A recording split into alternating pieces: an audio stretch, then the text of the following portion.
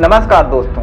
स्वामी विवेकानंद एक ऐसा नाम जिसे सुनते ही मन में एक आनंद और शांत सी अनुभूति होती है। दोस्तों, स्वामी विवेकानंद के बारे में कौन नहीं जानता। उनकी ख्याति और उनकी बुद्धिजीविता को हर कोई आज जानता है। स्वामी विवेकानंद ने एक बार अमेरिका में एक स्पीच दिया था, जिसके बाद अमेरिका की न्यूज़पेपर ने उनके बारे में लिखा था कि इसमें कोई शक नहीं है कि इस पार्लियामेंट ऑफ रिलीजन्स में स्वामी विवेकानंद सबसे महान व्यक्ति हैं। उनको सुनकर हमें ऐसा महसूस होता है कि ऐसे विद्वान देश में मिशनरी भेजना एक बेवकूफ़ी होगी। दोस्तों, आखिर ऐसा क्या कहा था स्वामी विवेकानंद ने पार्लियामेंट ऑफ रिलीजन्स के उस स्पीच में, और स्वामी विवेकानंद को इतना महान क्यों माना जाता है? वहीं दूसरी तरफ कुछ लोग स्वामी विवेकानंद के खान पान को लेकर सवाल उठाते हैं। कुछ लोग कहते हैं कि स्वामी विवेकानंद मांस का सेवन किया करते थे। तो मेरा सिलसिले का प्रश्न था, जैसे जीसस क्राइस्ट का आपने उदाहरण दिया, स्वामी विवेकानंद जी थे, वो मांसाहार का सेवन करते थे, तो मांसाहार या हिंसा तो कहीं से भी ठीक नहीं है। और स्वामी विवेकानंद के मोंक बनने के पीछे की जर्नी क्या थी? आइए आज के इस वीडियो में स्वामी विवेकानंद के जीवन के बारे में और उनके कुछ महत्वपूर्ण कोट्स के बारे में भी जानेंगे, जो कि आज के लिए हम सभी के लिए बहुत ही महत्वपूर्ण हैं। दोस्तों, इसके लिए शुरू से शुरू करना पड़ेगा, तो आइए समझते हैं स्वामी विवेकानंद के संपूर्ण जीवन काल के बारे में। स्वामी विवेकानंद। दोस्तों, स्वामी विवेकानंद का जन्म बंगाल के एक कायस्थ परिवार में 12 जनवरी साल 1863 को हुआ था। इनका वास्तविक नाम नरेंद्र नाथ दत्त था। इनके पिता श्री विश्वनाथ दत्त कलकत्ता में एक वकील थे। स्वामी विवेकानंद के पिता बहुत बड़े उदार, ज्ञानी एवं परोपकारी थे। वे गरीबों की अक्सर सेवा किया करते थे। इस पर स्वामी विवेकानंद से किसी ने एक बार पूछा था कि आप जो है या आपके पिता गरीबों की इतनी मदद क्यों करते हैं, इससे समाज में जो है बुरा असर पड़ता है। इस पर स्वामी विवेकानंद ने कहा था कि अगर मान लीजिए गरीबों की मदद ना करें तो वे चोरी करेंगे, जिससे दूसरों को भी नुकसान होगा और उनको स्वयं को भी नुकसान होगा, यानी वे स्वयं भी चोर गिने जाएंगे। स्वामी जी की माँ भुवनेश्वरी देवी बुद्धिमती, धर्मपरायण एवं बहुत ही ज्यादा परोपकारी महिला थी। स्वामी विवेकानंद पर उनकी माँ का बहुत बड़ा प्रभाव पड़ा था, जिस वजह से स्वामी विवेकानंद बहुत ही ज्यादा धार्मिक व्यक्ति थे। स्वामी विवेकानंद अपनी माँ की वजह से बचपन से ही पूजा पाठ किया करते थे। वे भगवान राम, सीता और महाबली हनुमान की अक्सर पूजा किया करते थे। नरेंद्र नाथ यानी कि स्वामी जी की जो है प्रारंभिक शिक्षा घर से ही शुरू हुई।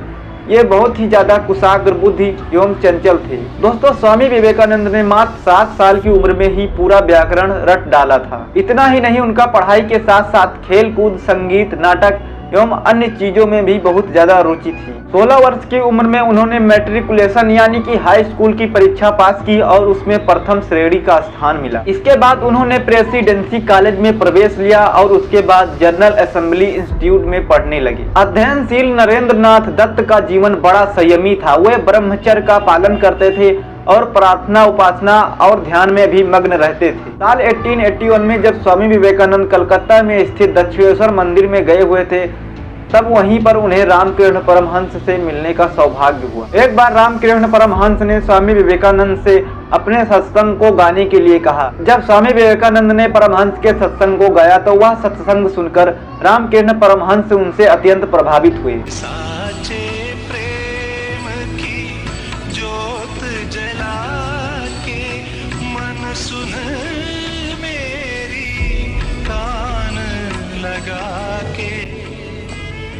और तब से ही स्वामी विवेकानंद रामकृष्ण परमहंस के बहुत ही प्रिय हो गई। परमहंस के उस सत्संग का प्रभाव स्वामी विवेकानंद के ऊपर इतना पड़ा कि वे गृहस्थी से नहीं बंधे रहे। साल 1884 में जब स्वामी विवेकानंद ने अपनी बीए की परीक्षा पास की तो उसी वर्ष उनके पिता का स्वर्गवास हो गया। वैसे तो उनके पिता बहुत पैसे कमाते थे, लेकिन उतनी ही उदारता से वे उन पैसों को खर्च भी कर देते थे, जिस वजह से उनके पिता ने पैसे ज्यादा इकट्ठे नहीं किए थे। जिस वजह से स्वामी विवेकानंद को उनके पिता के स्वर्गवास के बाद उनकी माता और बहनों के भरण पोषण के लिए आर्थिक तंगी का भी सामना करना पड़ा। और यह वही वक्त था जिस समय स्वामी विवेकानंद ने यह महसूस किया कि गरीबी बहुत ही बड़ी दुख की जननी है। साल 1886 में स्वामी विवेकानंद के गुरु परमहंस का भी स्वर्गवास हो गया। रामकृष्ण परमहंस ने मरने से ठीक 3 दिन पहले स्वामी विवेकानंद को अपना उत्तराधिकारी बनाते हुए कहा था, आज अपना सब कुछ देकर मैं रंक बन गया हूँ। मैंने योग द्वारा जिस शक्ति को तुम्हारे अंदर प्रविष्ट किया है उससे तुम अपने जीवन में महान कार्य करोगे। अपने इस कार्य को पूरा करने के बाद ही तुम वहाँ जाओगे जहाँ से आए हो। गुरु के प्रस्थान के बाद स्वामी जी उनकी शिक्षाओं का प्रचार प्रसार करने में लग गए। पहले वर्ष स्वामी जी का प्रचार प्रसार का कार्य सिर्फ कलकत्ता तक ही रहा था। इसके बाद साल 1888 में परिवारजक के रूप में भारत भ्रमण पर निकल पड़े। ये काशी, अयोध्या, लखनऊ, आगरा, मथुरा, वृंदावन और हाथरस होते हुए हिमालय पहुंचे। इन सभी स्थानों की यात्रा करते हुए स्वामी विवेकानंद लगभग पैदल ही यात्रा की थी और जिसके जरिए उन्होंने अपने गुरु रामकृष्ण परमहंस की शिक्षाओं का प्रचार किया। साल 1891 में इन्होंने राजस्थान की यात्रा की और साल 1892 में दक्षिण भारत की यात्रा की। दक्षिण भारत की यात्रा के अंतिम चरण में ये कन्याकुमारी पहुंचे। यहाँ के मंदिर में इन्होंने देवी दर्शन किए और फिर समुद्र में कूदकर तैरते हुए एक पास की चट्टान पर जा पहुंचे और वे उस चट्टान पर पहुंचकर समाधि में लीन हो गए, जहां पर उन्हें दिव्य अनुभूति हुई। यहीं पर उन्होंने देश सेवा, दीनहीन, दलित और उपेक्षित भारतीय जनता के कल्याण का व्रत लिया। यहाँ से वे मद्रास पहुंचे। मद्रास में उन्होंने कई स्थानों पर वेदांत पर विद्वानतापूर्ण व्याख्यान दिए। स्वामी विवेकानंद के उस व्याख्यान से वहाँ के लोग बहुत ही ज्यादा प्रभावित हुए और जिस वजह से उन्होंने अमेरिका में हो रहे विश्व धर्म सम्मेलन में स्वामी जी को भेजने के लिए मार्ग व्यय एकत्रित किया। लोगों के कहने पर स्वामी विवेकानंद अमेरिका जाने के लिए तैयार हो गए और उन्होंने अमेरिका जाने से पहले अपना नाम नरेंद्र नाथ से बदलकर विवेकानंद रख दिया। फिर साल 1893 में उन्होंने अमेरिका में विश्व धर्म सम्मेलन में अपना भाग लिया, जहां पर उन्होंने संपूर्ण संसार को भारतीय धर्म और दर्शन से परिचित कराया। विश्व के विद्वान इनकी विद्वता से प्रभावित हुए और अमेरिका के जनसमूह इनके पीछे दौड़ने लगे। अनुकूल परिस्थितियां पाकर स्वामी जी अमेरिका में 3 वर्षों तक रुके और वहां पर वेदांत का खूब प्रचार किया। सिर्फ अमेरिका में ही नहीं, स्वामी जी ने England, Italy, Switzerland, Germany, France और बाकी के अन्य देशों में भी वेदांत का प्रचार किया और अपने व्याख्यान दी। इंग्लैंड से लौटकर स्वामी विवेकानंद ने रामकृष्ण परमहंस की स्थापना की, जिसका उद्देश्य न केवल वेदांत का प्रचार था अपितु दीनहीनों की सेवा के लिए शिक्षा संस्थाएं और चिकित्सालय खोलना भी था। स्वामी जी चाहते थे कि इनके अनुयायी गांव-गांव जाकर शिक्षा का प्रचार करें और अज्ञान के अंधकार को दूर करें। इसी समय स्वामी जी ने कलकत्ता में स्थित बेंगलुरु में एक मठ का भी निर्माण कराया, जो कि साल 1899 के प्रारंभ से रामकृष्ण के अनुयायियों का अस्थायी केंद्र बन गया था। थोड़े ही दिनों बाद हिमालय में अड़मोले से 75 किलोमीटर की दूरी पर अद्वैत आश्रम के नाम से एक दूसरे मठ का भी निर्माण किया गया। इन कार्यों से निवृत्त होकर स्वामी जी साल 1899 में पुनः एक बार अमेरिका गए। ये वहाँ लगभग 1 वर्ष तक रहे और राजयोग तथा साधना की शिक्षा देते रहे। साल 1900 में स्वामी जी अमेरिका से फ्रांस पहुंचे। यहाँ उन्होंने पेरिस में विश्व धर्म इतिहास सम्मेलन में भी भाग लिया। फ्रांस से ये इटली और ग्रीस से होते हुए उसी वर्ष भारत लौट आए, जब ये कुछ अस्वस्थ हो चुके थे। साल 1887 से 1901 के बीच स्वामी विवेकानंद ने अनेक ग्रंथों की रचना की। इनमें से स्वामी जी की कुछ प्रमुख रचनाएं इस प्रकार हैं, जैसे कि ज्ञान योग,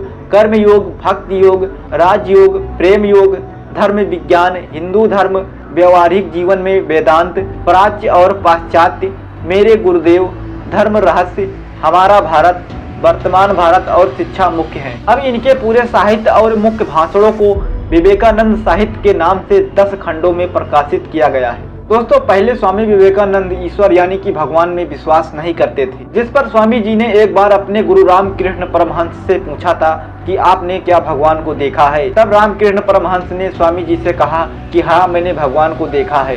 जैसे मैं अभी आपको देख रहा हूँ वैसे मैंने भगवान को भी देखा है। जैसे मैं अभी आपसे बात कर रहा हूँ वैसे ही मैं भगवान से बात कर पाता हूँ। क्या आपने भगवान को देखा है? हाँ, देखा है। जैसे मैं तुझे यहाँ बैठा देख रहा हूँ, ठीक वैसे मानव मन की सगुण अनुभूति उसके दर्शन करा सकते, उसे देखा भी जा सकता है, बातें भी कर सकते हैं, जैसे मैं तुझसे कर रहा हूँ।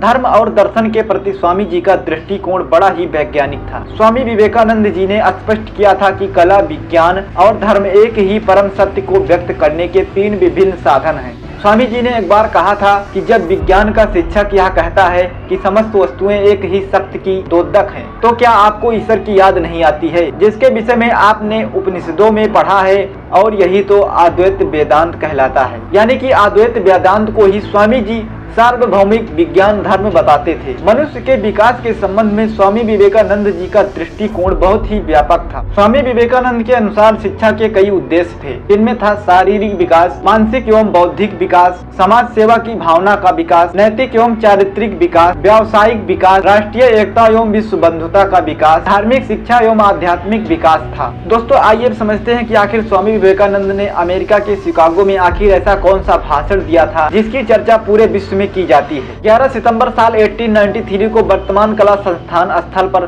स्वामी विवेकानंद ने विश्व धर्म संसद में जो भाषण दिया था वह इस प्रकार था। उन्होंने अपने भाषण में कहा, अमेरिका के भाइयों बहनों, आपने मेरा जो गर्मजोशी एवं सौहार्दपूर्ण से स्वागत किया है उससे मेरा हृदय अपार खुशी से भर गया है। मैं आपको दुनिया के सबसे प्राचीन भिक्षुओं के संप्रदाय की ओर से धन्यवाद देता हूँ। मैं आपको धर्मों की जननी की ओर से धन्यवाद देता हूँ, और मैं आपको सभी वर्गों और संप्रदाय के लाखों करोड़ों हिंदुओं की ओर से धन्यवाद देता हूँ। मैं इस मंच पर कुछ वक्ताओं का भी धन्यवाद देता हूँ जिन्होंने ओरिएंट से आए प्रतिनिधियों का हवाला देते हुए आपको बताया कि दूर दराज के देशों से आए ये लोग सहिष्णुता के विचार को अलग अलग देशों में ले जाने का गौरव प्राप्त कर सकते हैं। मुझे ऐसे धर्म से संबंधित होने पर गर्व है जिसने दुनिया को सहिष्णुता और सार्वभौमिक स्वीकृति दोनों सिखाई है। दोस्तों इस वीडियो में अगर मैं स्वामी विवेकानंद के उस पूरे भाषण को रिपीट करूंगा तो यह वीडियो बहुत ही ज्यादा लंबा हो जाएगा। इसके लिए आप इस वीडियो के डिस्क्रिप्शन बॉक्स से उस भाषण को देख सकते हैं। वैसे दोस्तों स्वामी विवेकानंद के बारे में बहुत सारी कथाएं, बहुत सारी बातें प्रचलित हैं, लेकिन यहाँ पर मैं आपको कुछ बातें बताने की कोशिश जरूर करूंगा। एक बार एक व्यक्ति ने स्वामी विवेकानंद जी से पूछा कि आप स्त्री को माँ के रूप में क्यों देखते हैं। इस पर स्वामी जी उस व्यक्ति से बोले कि एक काम करो,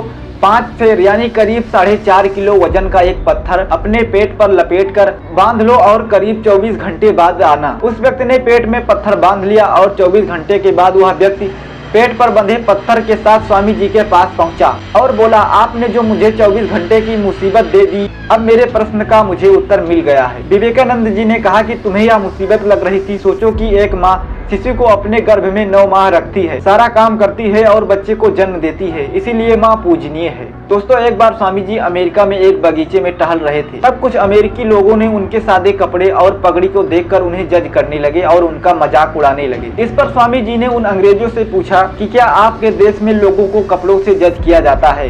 यह बात सुनते ही सभी अंग्रेज लोगों की बोलती बंद हो गई और उन्हें एहसास हुआ कि यह बात तो बिल्कुल सही कह रहे हैं। आइए समझते हैं दोस्तों स्वामी विवेकानंद को लेकर जो कहते हैं कि वो मांस का सेवन करते हैं। तो ये दोस्तों बात बिल्कुल सही है कि स्वामी विवेकानंद अपने जीवन में मांस का सेवन करते थे। सिर्फ वही नहीं, उनका पूरा परिवार मांस का सेवन करता था और कहा जाता है कि उनके गुरु जो है रामकृष्ण परमहंस भी मांस का सेवन किया करते थे। दोस्तों प्रख्यात बंगाली उपन्यासकार शंकर ने 2003 में अचेना अजना विवेकानंद नामक पुस्तक लिखी थी। बाद में पेंगुइन इंडिया ने इसका अंग्रेजी में अनुवाद किया और द मांक एज मैन के नाम से प्रकाशित किया। इस पुस्तक में शंकर ने विवेकानंद पर लिखी लगभग 200 पुस्तकों और कई अन्य पन्नों को पढ़ने के बाद भिक्षु के भोजन के प्रति जुनून को सामने लाया। अब दोस्तों यह कोई चौंकाने वाली बात नहीं है कि स्वामी जी मांस का सेवन करते थे, क्योंकि बंगाली परिवार के कायस्थ समुदाय में पैदा हुए थे, तो यह जायज सी बात थी कि बंगाली परिवार में लोग मांस का सेवन करते थे और इसी वजह से स्वामी जी भी मांस का सेवन करते थे। शाकाहारी भोजन के बारे में स्वामी विवेकानंद जी का कहना था कि सबसे पहले मेरे गुरु शाकाहारी थे, लेकिन अगर उन्हें देवी को चढ़ाया गया मांस दिया जाता था तो वे उसे अपने सिर पर रख लेते थे। जीवन लेना निसंदेह पाप है, लेकिन जब तक रसायन विज्ञान में प्रगति के माध्यम से वनस्पति भोजन को मानव प्रणाली के अनुकूल बनाया जाता है, तब तक मांसाहार के अलावा कोई दूसरा विकल्प नहीं है। दोस्तों आप समझते हैं स्वामी विवेकानंद जी के द्वारा कुछ महत्वपूर्ण बातें जो उन्होंने कही थी, यानी कि स्वामी विवेकानंद के कुछ बहुत ही महत्वपूर्ण कोट्स के बारे में। दोस्तों सबसे पहला कोट्स जो है और जो कि मुझे बहुत ही ज़्यादा पसंद है, दोस्तों स्वामी जी ने कहा था कि खुद को कमज़ोर समझना सबसे बड़ा पाप है। यह बात मुझे बहुत ही अच्छी लगती है और इसीलिए मैं कभी खुद को कमज़ोर भी नहीं समझता हूँ। जितना मुझसे हो सकता है उतना मैं करूँगा, जितना मैं कर सकता हूँ उतना मैं करने की कोशिश करूँगा।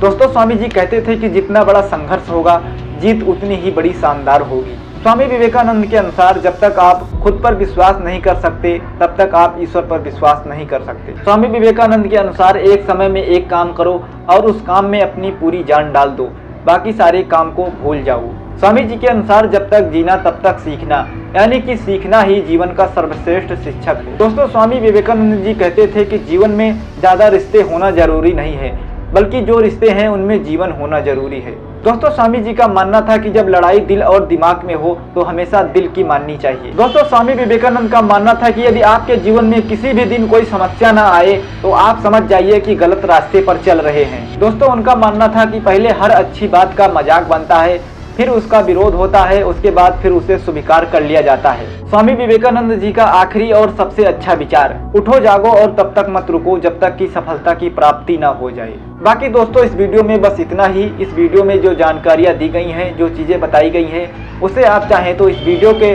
डिस्क्रिप्शन बॉक्स से देख सकते हैं, डाउनलोड कर सकते हैं। इस वीडियो को देखने के लिए आप सभी लोगों का बहुत बहुत धन्यवाद।